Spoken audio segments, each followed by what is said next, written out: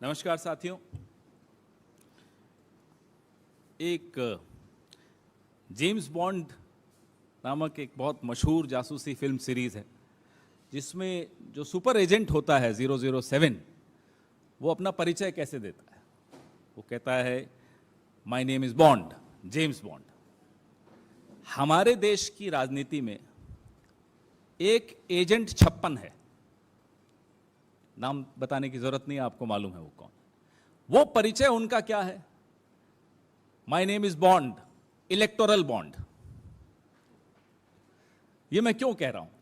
क्योंकि इस एजेंट ने वित्तीय वर्ष 2016-17 और वित्तीय वर्ष 2021-22 में 5200 करोड़ रुपए अपनी पार्टी के खाते में इकट्ठे करने में ये बॉन्ड सफल हुआ।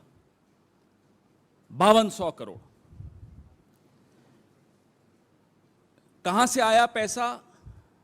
कोई हिसाब किताब नहीं। किसने दिया, क्यों दिया, उसकी एवज में आपने उसको क्या बेचा, देश का कौन सी संपत्ति बेच दी, कोई हिसाब नहीं।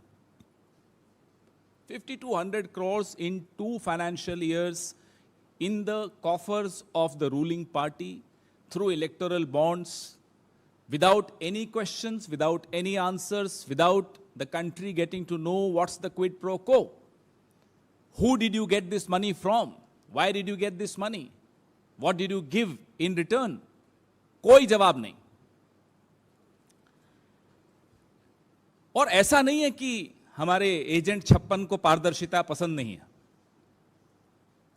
गुप्ता जी के बेटे ने किसी के पेटीएम में 100 रुपए क्यों डाले, ये जानना चाहते हैं वो। यादव जी की बेटी के अकाउंट में 100 रुपए क्यों आए, ये भी जानना चाहते हैं वो।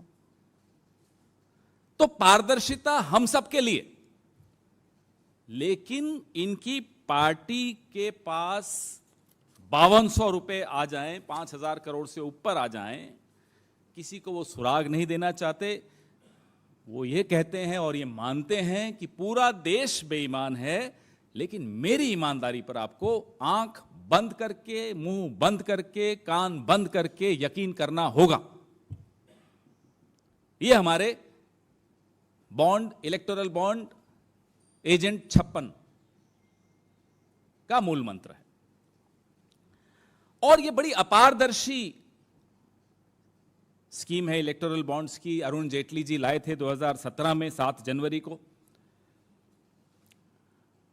वो दिन हमारे लोकतंत्र के इतिहास में एक बहुत गलत दिन था। उस दिन से एक ऐसी परंपरा की नींव डली जिससे इलेक्टोरल फंडिंग बिल्कुल गैर पारदर्शी हो गई।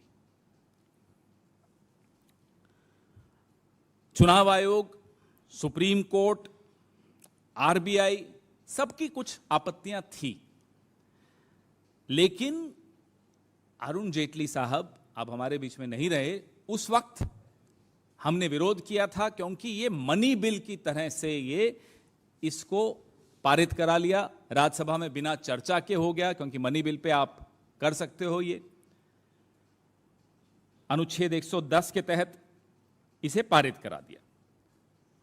जब इस अनुच्छेद के तहत आप, मनी बिल के तहत आप इसको पारित कराते हैं तो इस पे संशोधन करने की शक्ति राज्यसभा को नहीं होती।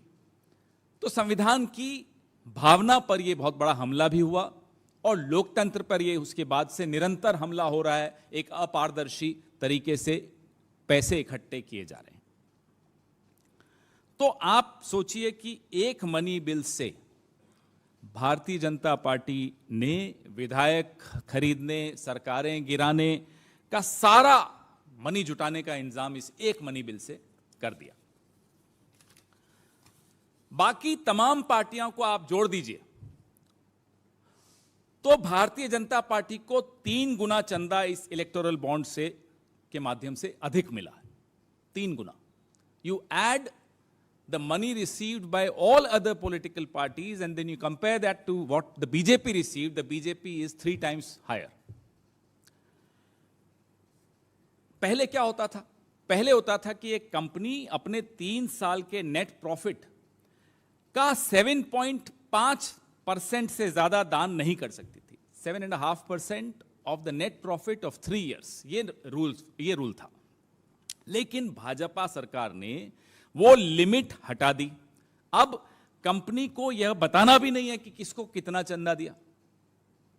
देखिए कितना अपारदर्शी है। व्यक्ति दे सकता है, कंपनी दे सकती है, बिना किसी को यह बताए कि कितना दिया, किसको दिया, क्यों दिया। इतना बड़ा बेनामी धन किसी पार्टी के खाते में आ जाए तो हमें अब स्पष्ट तौर पे समझ में आ रहा है कि काला धन कैसे सफेद होता है। जो राहुल जी कहते हैं कि वो फेयर एंड लवली स्कीम है, तो ये फेयर एंड लवली स्कीम का एक ज्वलंत उदाहरण है कि एक पार्टी के खाते में ये सारा पैसा जाता है और सफेद हो जाता है। ईडी, सीबीआई, इनकम टैक्स, न इनके कोई छापे पड़ेंगे, न ये दरवाजे पे दस्तक देंगे इस पार्टी के। हर छोटे बड़े व्यापारी की नाक में दम कर दिया है इन एजेंसीज ने। राजनीतिक प्रतिद्वंदियों के साथ जो दुर्व्यवहार किया जा रहा है इन एजेंसीज के माध्यम से, वो आपके सामने है। लेकिन इतना बड़ा पैसा देश से, विदेश से, अलग अलग तरीके से इलेक्टोरल बॉन्ड्स के जरिए आ रहा है, लेकिन इनका दरवाजा नहीं खटखटाया जा रहा। वो सैया भय कोतवाल, कोई डर ही नहीं है। तो अब सवाल हमें मोदी जी से पूछना है।